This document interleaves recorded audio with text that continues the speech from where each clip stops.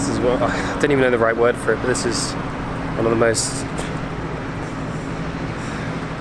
mind-blowing, devastating, saddest things I've ever seen. Syria, a country torn apart by war over the last decade.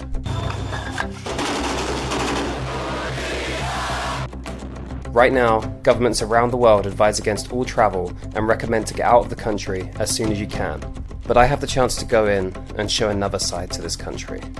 A side that you might not expect. Good morning and welcome to Syria. I'm in a town just next to Kraktasvili Castle and about 50 kilometers away from Homs city right now. And this morning we're going to try and visit Homs. It was a city that was mostly destroyed during the civil war, and I'm not really sure what to expect there, but we're going to go try and have a look around and see what I can show you.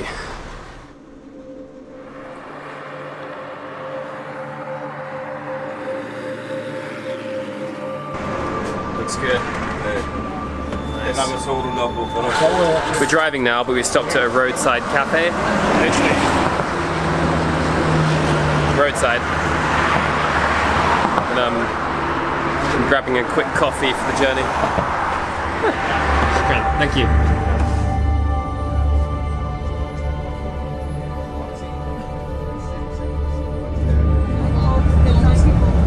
Cheers.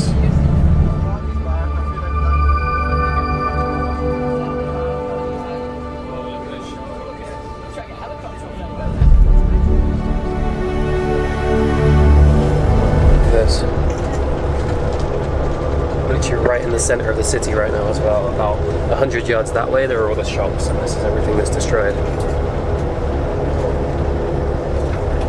One side of the road is kind of okay, and the other side of the road is like this.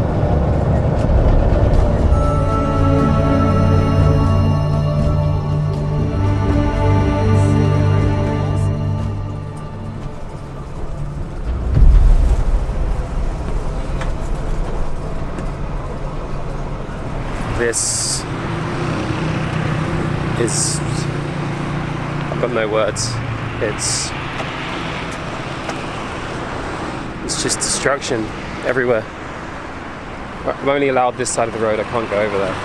But all around we've just been driving through, and every building, not every building, but most buildings are just destroyed like this.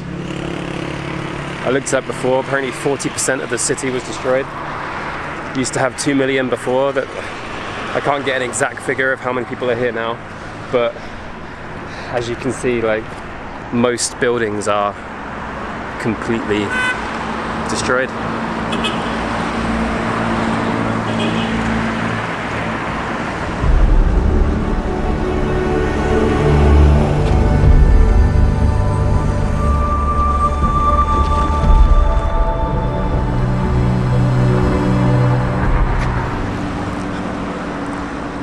I don't even know the right word for it, but this is one of the most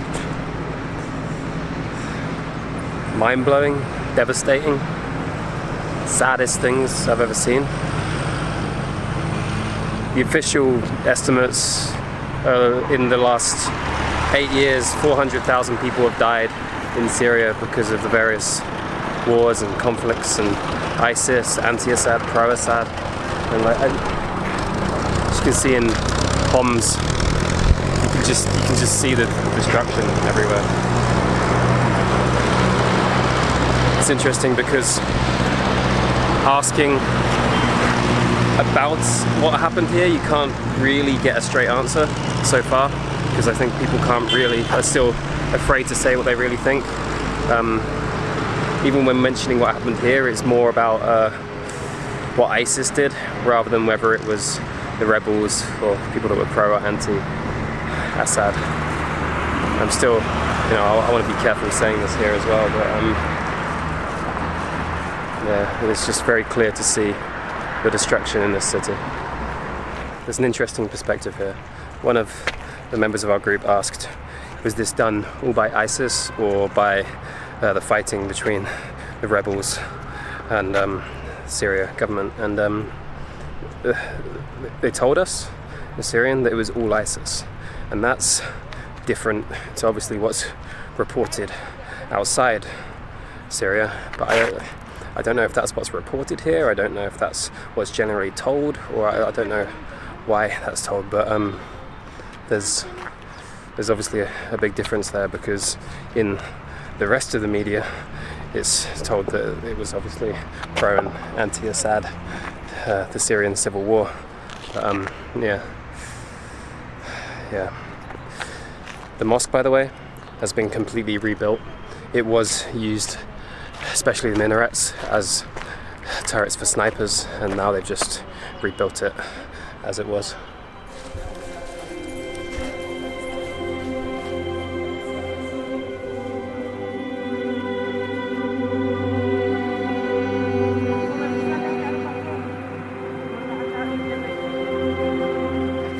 This is 100% I think the most heartbreaking place I've ever been. I hope that I never see somewhere like this again. Like, imagine being here just a few years ago. People that were here just a few years ago were fighting for their lives.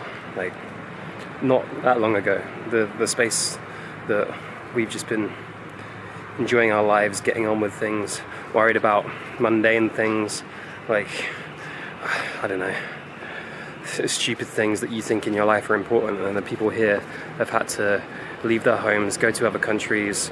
There's 3 million refugees just in Turkey alone, and they had their own normal lives here like we do in other places, yet they were completely destroyed like that, and the whole city is now this.